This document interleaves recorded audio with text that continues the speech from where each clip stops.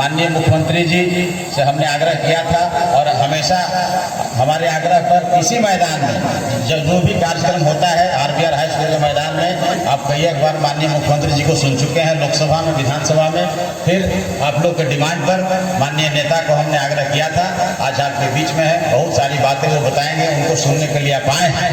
लेकिन हम एक बात कहना चाहते हैं कि आपका आशीर्वाद हमको 10 में भी मिला, 15 में भी मिला और इस बार तीसरी बार 2020 में आदरणीय नेता श्री नीतीश कुमार जी चारों गठबंधन के उम्मीदवार के रूप में, चारों दलों के उम्मीदवार के रूप में हमको आशीर्वाद दिया और फिर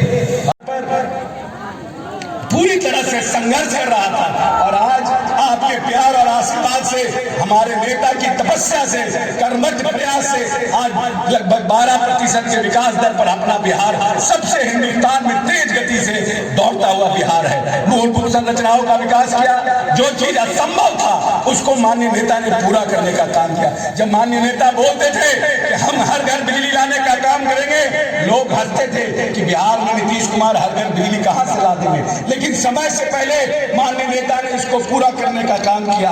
आपको याद होगा, जो लोग दलित पीड़ित शोषित रहे हैं, पानी लाने के लिए दूसरे के घर पे चापाकल से पानी लाने के लिए, कुआं पर पानी लाने के लिए कितना संघर्ष करना पड़ता था। और आज माननीय नेता ने हर घर जल नल की योजना शुरू करके लगभग 85% घरों में हर घर नल का जल देने का काम किया।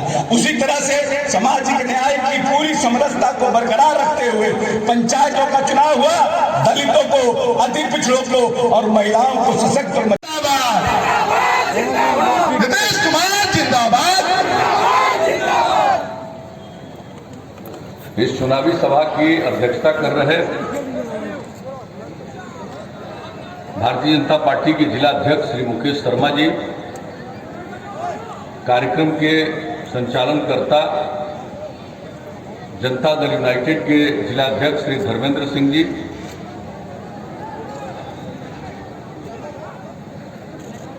हम सब लोगों के लोकप्रिय उम्मीदवार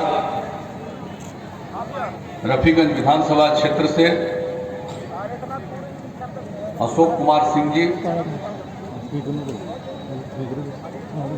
यहाँ पर उपस्थित जनता दल यू के कार्यकारी प्रदेश अध्यक्ष अशोक चौधरी जी, माननीय विधान पार्षद राजन सिंह जी, हम पार्टी के जिला अध्यक्ष श्री हरेंद्र सिंह जी, वीआईपी पार्टी के जिला अध्यक्ष श्री जगदीश चौधरी जी, भारतीय जनता पार्टी के विधानसभा प्रभारी श्री राकेश कुमार सिंह जी, जनता दल यू के वरीय नेता सीताराम दुखारी जी,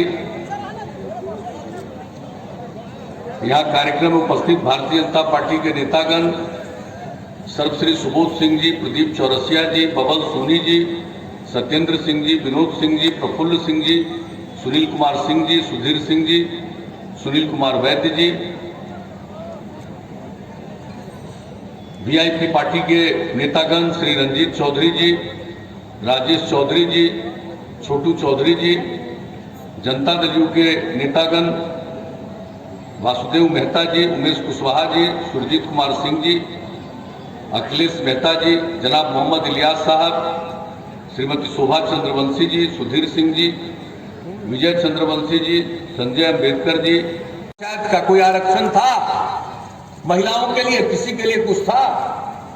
और जब काम करने का हम लोगों को मौका मिला 2005 के फरवरी में, तो पहला काम हमने क्या करवाया? कानून बनाया, पंचायती राज संस्थाओं में, नगर निकायों में महिलाओं को 50% का आरक्षण दिया। अब कितनी बड़ी संख्या में 3 चुनाव हो गया, कितनी महिलाएं अब जनप्रतिनिधि हैं, कितनी इज्जत बढ़ी। लड़कियां पढ़ नहीं पाती थी, उनके पढ़ाने का इंतजाम किया, पोशाक योजना, साइकिल योजना। मैट्रिक में 9वीं क्लास में लड़कियों की संख्या उस समय, इतनी बड़ी आबादी का राज्य, 1,70,000 से भी कम था। और अब जब हम लोगों ने काम किया है, अब लड़का और लड़की की संख्या मिडिल स्कूल में भी बराबर हो गई।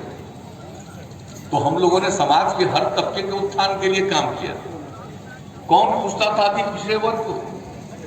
जब वो भी जनप्रतिनिधि बने तो उनका भी सम्मान हुआ। और आज क्या स्थिति आई है, तो समाज के हर तबके के उत्थान के लिए हमने काम करना शुरू किया कि बच्चे कौन स्कूल से बाहर सबसे ज्यादा रहते हैं। तो आकलन किया, पता चला कि चाहे महादलित समुदाय के लोग हैं या अल्पसंख्यक समुदाय के लोग, उन लोगों को स्कूल तक पहुंचाने के लिए हम लोगों ने जो टोला सेवक, तालमी वर्कर, स्वयं सेवक का काम किया, 30,000 लोगों को लगाया और वैसे बच्चे बच्चियों को बाहर पढ़ा करके स्कूल तक पहुंचा दिया। और ये काम करने वाले तमाम लोगों को हमने 60 साल तक रख लिया। तो आप जरा सोच लीजिए, एक ही काम के लिए अब स्कूल से बाहर रहने वाले बच्चों बच्चियों की संख्या न के बराबर है, 0.5% से भी कम। तो हर क्षेत्र में काम, क्या हालत थी सड़कों की, कहीं कोई सड़क का इंतजाम था, क्या बुरा हाल था लोगों। और जो काम हम लोगों ने करना शुरू किया राज्य के विकास के लिए, लोगों के उत्थान के लिए, प्रगति के लिए, कानून का राज कायम करने के लिए। जंगल राज था, हम लोगों ने कहा कानून का राज कायम करेंगे। और हमने शुरू से कहा कि न हम अपराध को बर्दाश्त करेंगे, न भ्रष्टाचार को बर्दाश्त करेंगे और न सांप्रदायिकता को बर्दाश्त करेंगे। क्राइम, करप्शन, कम्युनलिज्म, ये तीनों के खिलाफ जम करके हम लोगों ने काम किया। और आज आपको मालूम है अब अपराध के आंकड़े बिहार में कितने कम हो गए हैं। इसे यहां से बाहर सामान जाना शुरू होगा तो आगे मौका दीजिएगा तो हम लोग तो ये करेंगे। और हर जिला में अब जो आपको बता दिया, हर घर तक बिजली पहुंचा दिया, लेकिन अब अगली बार मौका, सोलर स्ट्रीट लाइट यानी रास्ता भर में सोलर बिजली पहुंचा देंगे ताकि घर में बिजली बंद कीजिए और पूरे गांव में ये बिजली से उजाला रहेगा। अब आगे ये करने का मेरा विचार है। और गांव में जितना काम करवाए हैं हमने बता दिया, उसका देखभाल तो करेंगे ही, लेकिन उसके अलावे गांव का साफ सफाई, शहर का साफ सफाई, एक एक चीज सुनिश्चित हम लोग करा देंगे कि कहीं कोई गंदगी नहीं रहे। तो ये सब काम जब मौका दीजिएगा तो करेंगे। अब हर गांव को सड़क से जोड़ रहे हैं, लगभग काम पूरा। अब आगे मौका दीजिएगा तो कई गांवों को जोड़ते हुए महत्वपूर्ण जगहों पर जाने के लिए और नया सड़क बनवाएंगे। और शहर और बाजार में जो भीड़ रहती है, कोई भी सड़क बनाते हैं, अब उसके लिए जितना भी शहर है, बाजार है, सब में बाईपास बनवा देंगे।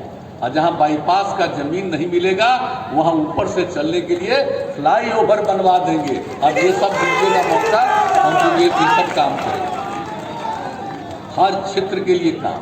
और एक काम हम आपको और बता देते हैं, स्वास्थ्य के लिए तो काम कर ही रहे हैं। अब हमने इसका भी एक सर्वेक्षण किया है। लोग पशुपालन करते हैं और पशु उनके बीमार होते हैं, बहुत परेशान होते हैं। अब हमने सोच लिया है कि अब अगली बार मौका दीजिएगा तो 8 से 10 पंचायत पर पशु का चिकित्सालय स्थापित करेंगे। और जो नई टेक्नोलॉजी की बात कर रहे हैं, हर गांव तक पहुंचा देंगे।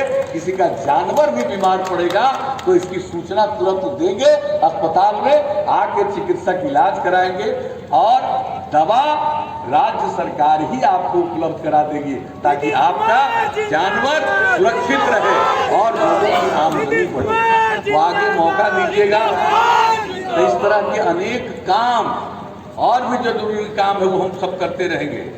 लेकिन कुछ लोग हैं जिनको कोई अनुभव नहीं, कोई ज्ञान नहीं, कुछ से कुछ बोलते रहते हैं। आप देखते हैं खूब छपता रहता है, अरे भाई मेरे खिलाफ जितना बोलने का मन है बोलते रहो, हमको कोई मतलब ही नहीं, हमको तो काम से मतलब है। और लोगों का परिवार है, पति पत्नी, माता पिता, बेटा बेटी, यही परिवार है।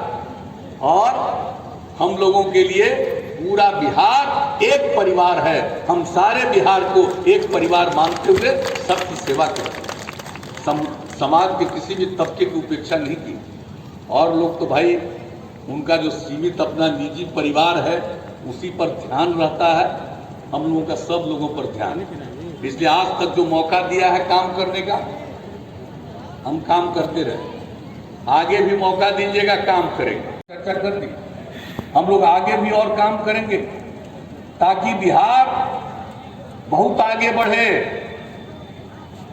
बिहार को हम लोग सक्षम बिहार, स्वावलंबी बिहार और ऐसा बिहार बनाएंगे कि बिहार भी विकसित बिहार कहलाए। तो इसी के लिए हम लोग फिर आपसे चाहते हैं कि आपका मदद मिले, सहयोग मिले, और इसके लिए हम लोगों के सुयोग्य उम्मीदवार हैं और आपके बीच काम करते रहते हैं। सबको मालूम है, कोई इधर उधर बाएं दाएं तो कुछ करता नहीं, सिर्फ आप लोगों की खिदमत करते हैं। अशोक कुमार सिंह जी, हम तो यही आग्रह करेंगे कि इनको जिताइए और पहला नंबर इनका, अब तो कोई दिक्कतें नहीं है, पहले नंबर पर।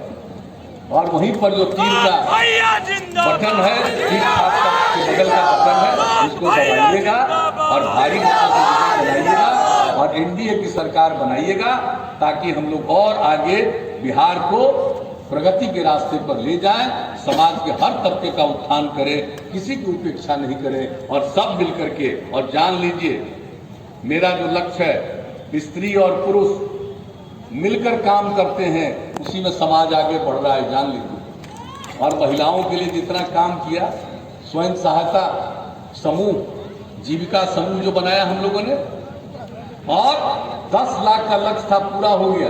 1,20,00,000 से ज्यादा महिलाएं जीविका समूह से जुड़ी है।